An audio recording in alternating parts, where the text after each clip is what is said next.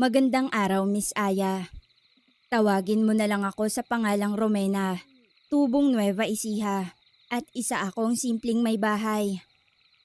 3 taon na kaming kasal ng asawa kong si Elmer noong mangyari ang kababalaghang hindi ko inaasahan. Isang tricycle driver ang asawa ko.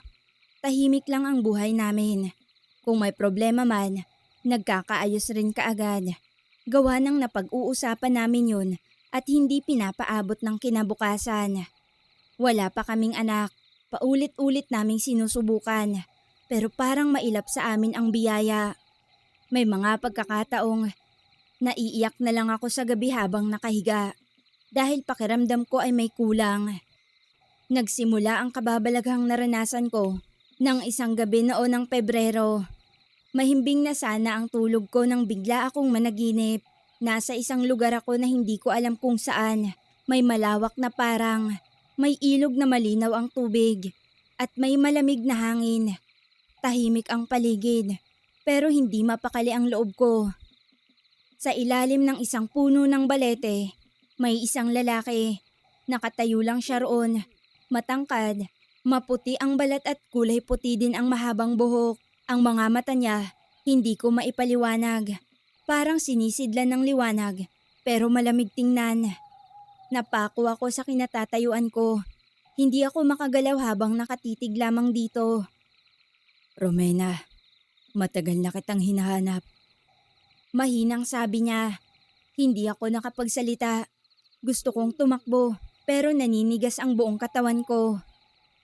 Bigla siyang lumapit. Sa panaginip, pakiramdam ko'y hindi ako gumagalaw. Pero napunta ako sa mga bisig niya. Mahigpit ang yakap niya. Mainit ang palad niya sa balat ko.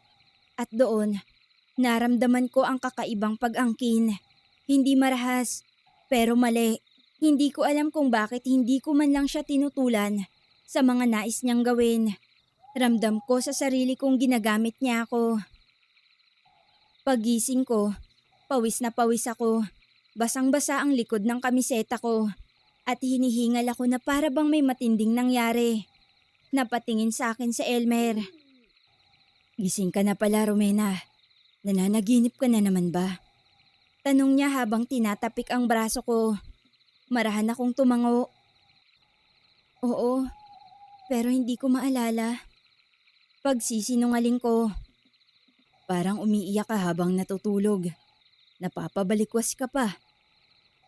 Dagdag niya. Hindi ko na siya sinagot. Binaling ko na lang ang tingin ko sa kisame. Alam ko sa sarili kong hindi lang ito simpleng panaginip. Simula noon, gabi-gabi ko na siyang napapanaginipan. Mas nagiging masinsinan ang paglapit niya. Kung noong unay banayad lamang ang ginagawa niya, ngayon ay hinahawakan niya na ako ng mariin at hinahalikan niya na ang leg ko. Binubulong sa tenga ko ang mga salitang hindi ko maintindihan. Minsan, nagigising ako ng madaling araw na hingal.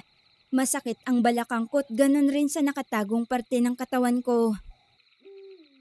Romena, ang lagkit ng pawis mo. Ang init mo rin. Parang may lagnat ka. Wika ng asawa ko isang gabi. Okay lang. Ayos lang ako. Siguro stress lang to. Tipid kong sagot. Hindi niya alam. Ilang beses ko nang nararamdaman sa panaginip na ginugulo ako ng engkanto. Hindi siya ordinaryong nilalang. Ang lakas niya, ang amoy niya, hindi ko makalimutan. Parang bango ng basang damo na sinasabayan ng halimuyak ng sampagita. Isang gabi, napansin ko ang mga pasa sa hita ko. Mapula, hugis daliri. Tila may 2 kamay na humawak sa akin nang mahigpit habang natutulog ako. Nagsimula na akong kabahan at hindi alam kung ano ang iisipin. Elmer, may pasa ako sa hita. Pasa? Saan mo naman nakuha to? Hindi ko alam. Siguro, nauntog ako sa kama habang natutulog. Tinignan niya ako ng matagal. Tila may pag-aalinlangan sa mga mata niya. Pero hindi na siya nagsalita pa. Isang madaling araw, nagising ako na parang may bumubulong sa tenga ko. Nakadilat ang mga mata ko pero hindi ko magawang kumilos. Nakatihaya ako at may mabigat sa dibdib ko. Hindi ko makita pero ramdam ko ang hininga niya sa leeg ko. Romena, akin ka. Ikaw ang magiging parausan ko sa bawat gabing kailangan ko ng karamay. Malamig ang tinig niya pero may galit at puwersa. Takot na ako at mas lalong hindi ko alam ang gagawin. Tinatawag ko sa pamamagitan ng isipan ng asawa ko. Bigla akong nakagalaw. Napabalikwas ako ng bangon. Pagtingin ko sa orasan, 3:30. Sa Elmer, mahimbing pa rin ang pagkakatulog sa tabi ko. Pero ang dibdib ko, bumibilis ang tibok. Parang may karera ng kabayo sa loob. Kinabukasan, hindi na ako nakatiis. Pumunta ako sa kapatid kong si Jessa at ibinahagi ko sa kanya ang lahat. Jess, may napapanaginipan ako. Isang lalaki, hindi ko kilala. Pero paulit-ulit siyang bumabalik. Ginagamit niya ako sa panaginip. Ginagawa niya akong parausan. Parang hindi nga lang basta panaginip eh. Sumbong ko sa kapatid ko. Napatitig siya sa akin at nanlalaki ang mga mata niya. May malaking puno sa likod ng bahay niyo, di ba? Oo. Matagal na yun doon. Bakit? Alam mo, tingin ko hindi lang basta puno yun. Anong ibig mong sabihin? Hindi sumagot ang kapatid ko. Pero isa lang ang sinabi niya sa akin bago ako umalis sa bahay niya. Magpatingin raw ako sa manggagamot para makasigurado. Pag-uwi ko mula sa bahay ng kapatid ko, hindi na ako mapakali. Mabigat ang katawan ko. Parang dinadala ko ang bigat ng panaginip sa mismong paglalakad ko. Sa isip-isip ko, paano kung totoo ang mga sinabi niya? Paano kung hindi ito basta panaginip lang? Kundi isang engkanto na dumadalaw sa akin tuwing ako'y mahimbing na natutulog. Pagkadating ko sa bahay, tahimik. Tulog si Elmer sa papag. Umuugong ang bentilador pero hindi sapat para palamigin ang laman ng dibdib ko na may kinikimkim na kaba. Dahan-dahan akong lumabas sa likod ng bahay. Gusto kong makita muli ang puno. Gusto kong makumpirma. Nasa likod lang ito. Hindi kalakihan, pero matanda na. Sabi ng nanay ni Elmer dati, huwag ko daw lalapitan ng punong yun dahil may-ari yun. Hindi ko naman pinansin dati ang mga sinabi niya at hindi ako naniniwala sa mga kwentong barbero. Pero ngayong ako na mismo ang kinakatok ng dilim, hindi ko na alam kung ano pa ang totoo at imahinasyon. Tumigil ako sa harap ng puno, tila mas madilim ang paligid nito kesa sa kabuuhan ng bakuran. Walang ihip ng hangin, pero gumagalaw ang mga dahon. Walang ibon, walang kuliglig. Tahimik, sobrang tahimik talaga. Tumayo ako roon, hawak ang dibdib ko. Ano ka ba talaga? Tanong ko sa sarili ko. Pero ang totoo, parang sa puno ko mismo ito'y tinatanong. At biglang, may amoy na dumampi sa ilong ko. Matamis. Para bang pinaghalong ilang-ilang at basang lupa. Pamilyar, sapagkat yun ang amoy niya sa panaginip ko. Napaatras ako, biglang bumilis ang tibok ng puso ko. Romena, mahinang bulong, walang pinanggagalingan, pero malinaw. Wala si Elmer, wala akong kasama roon. Elmer? Paniniguradong tawag ko kung sakali mang ang asawa ko nga ang tumatawag sa akin. Pero walang sumagot. Agad akong pumasok sa bahay. Isinara ang pinto at ikinandado ito. Niyakap ko ang sarili ko habang nakaupo sa gilid ng papag. Maya-maya pa, nagising si Elmer. Romena, anong oras ka pa ba bumalik? Tulala ka na naman. Wala. Napatingin lang sa likod. Sa puno. Hindi mo na talaga ako kwenikwentuhan. Ano bang iniisip mo? Umupo siya sa tabi ko. Romena, ilang gabi ka nang hindi mapakali. Iba na ang aura mo. Kung may problema ka, sabihin mo sa akin. Hindi ako manghuhula. Gusto ko sanang sabihin. Gusto ko sanang isiwalat ang lahat. Pero paano ko sasabihin sa kanya na may engkanto sa panaginip ko na ginagamit ako tuwing gabi. Baka isipin niyang nasisiraan na ako ng bait o di naman kaya ay akalain niyang masyado kong nagpapantasya pagdating sa ganong bagay. Tumayo na lang ako at nagsimula ng maghanda ng agahan. Hindi na ako nagsalita. Kinagabihan, hindi na ako nakatulog. Nagbabad ako sa sala. Bukas ang ilaw. Si Elmer, agad nakatulog pagkatapos ng maghapong pamamasada. Ako, takot na muling dalawin ng engkanto. Pero kahit pilitin kong labanan ang antok, tila mas malakas siya. Parang hinihila ko nang hindi ko nakikitang pwersa. Hanggang sa hindi ko na malayang, tulog na pala ako. Nasa panaginip na naman ako. Nandoon ulit kami sa parang. Pero ngayong gabi, mas madilim. Wala na ang ilog, ang lupa, basa at malagkit. Ang hangin, malamig at mabigat. Romena. Tawag niya. Lumingon ako.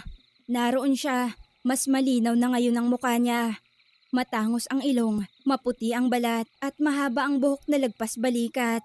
Parang hindi pangkaraniwang lalaki. May pagkababae ang galaw niya. Pero nanunuot sa buto ang porma ng kanyang katawan. Ano bang gusto mo sa akin? Tigilan mo na ako. Ikaw ang gusto ko. Hindi mo ako pag-aari. May asawa na ako. Hindi niya kayang ibigay ang gusto mo. Pero ako, ramdam kong gusto mo rin ang ginagawa natin. At nasisiyahan ka. Hindi totoo yan. Lumapit siya. Hinawakan niya ang pisngi ko. Hindi malamig ang kamay niya gaya ng inaasahan ko. Mainit, mas mainit pa sa normal. Hindi mo kailangang matakot. Darating ang araw, hindi mo nagugustuhing bumalik sa mundo mo. Nagpumilit akong gumising. Pilit kong ginagalaw ang katawan ko sa panaginip. Hindi mangyayari yan. Hindi totoo yan. Ayoko na. Bigla akong nagising. Pawis na pawis. Basa ang kumot. Nilingon ko agad si Elmer. Mahimbing pa rin ang pagkakatulog niya. Pero ang mas ikinabigla ko, may bakas ng lupa sa paanan ng kama namin.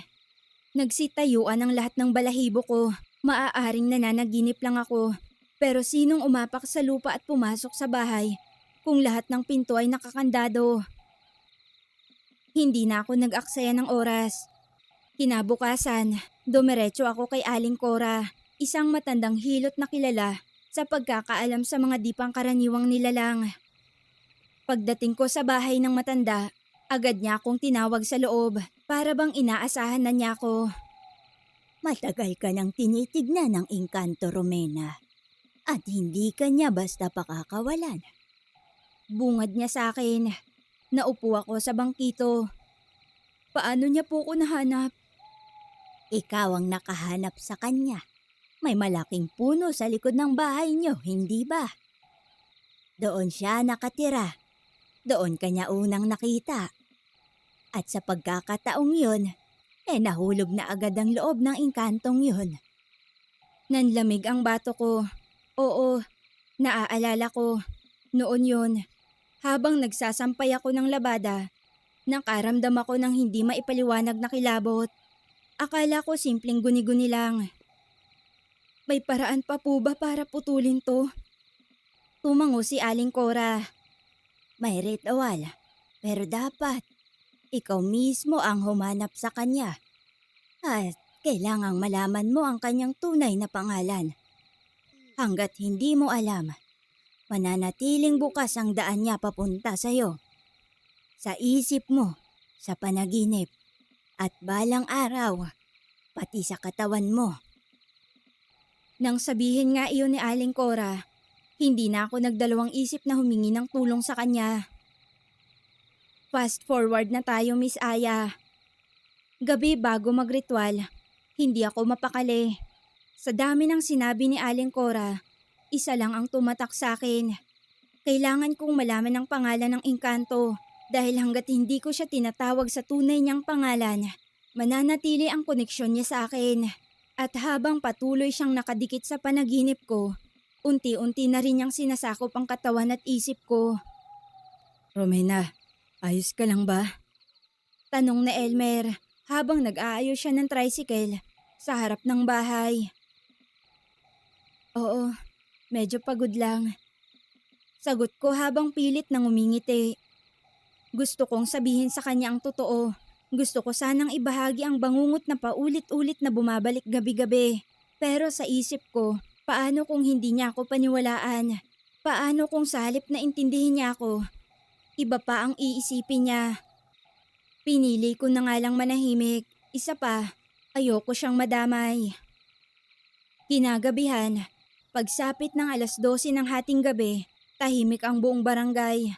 Nasa harap ako ng puno, suot ang puting damit na iniutos ni Aling Cora. Sa tabi ko, nakalatag ang mga dahon ng lagundi, asin, langis ng nyog, at maliit na mangkok ng tubig na may butil ng asin sa gitna. Si Aling Cora, nakaupo sa likuran ko, hawak ang isang dahon ng saging na may abo. Romena, hindi ka namin poprotektahan ngayong gabi. Dapat kang humarap. Pero kapag nakuha mo na ang pangalan niya, isisigaw mo agad. Malakas. Buo. Kasi sa pangalan niya nakatali ang kapangyarihan niya sa'yo. Paalala ni Aling Cora. Marahan akong tumango. Basang-basa na ng pawis ang palad ko. Kahit malamig ang hangin. Lumapit si Aling Cora at hinaplos ang ulo ko. Pumikit ka. Hayaang pumasok ang kanyang presensya. Buksan mo ang isip mo. Gaya ng sinabi niya, pumikit ako. Mabilis, parang kinuryente ang bato ko. Napasandal ako sa lupa, sumikip ang paghinga ko. May malamig na hangin na tila bumalot sa buong katawan ko. At sa isang iglap, nasa panaginip na naman ako. Pero ngayon, iba na ang paligid. Wala na ang parang, ang ilog, ang damo. Ngayon, nasa gitna ako ng kadiliman. Sa harap ko, isang altar. Sa likod ng altar, naroon siya. Ang engkanto, nakasuot ng puti. Ang balat niya'y halos kumikislap sa puti, parang perlas. Pero ang mga mata niya, naninilaw. Lumapit siya. Bakit mo ko pinatawag? Gusto kitang makilala. Huwag ka nang magkunwari. Kilala mo na ako. Sabihin mo sa akin ang pangalan mo. Lumapit pa siya lalo. Ngumiti, mapanukso ang mga ngiti niya. Hindi mo kailangang malaman ang pangalan ko. Sa katawan mo pa lang, kilala mo na ako. Pinapasok na kita, Romena. Sa bawat gabi, sa bawat buntong hininga mo. Hindi. Hindi mo ko pag-aari. Napahawak ako sa dibdib ko. Ramdam ko ang sakit. Parang may humihigop ng lakas sa katawan ko. Sabihin mo ang pangalan mo.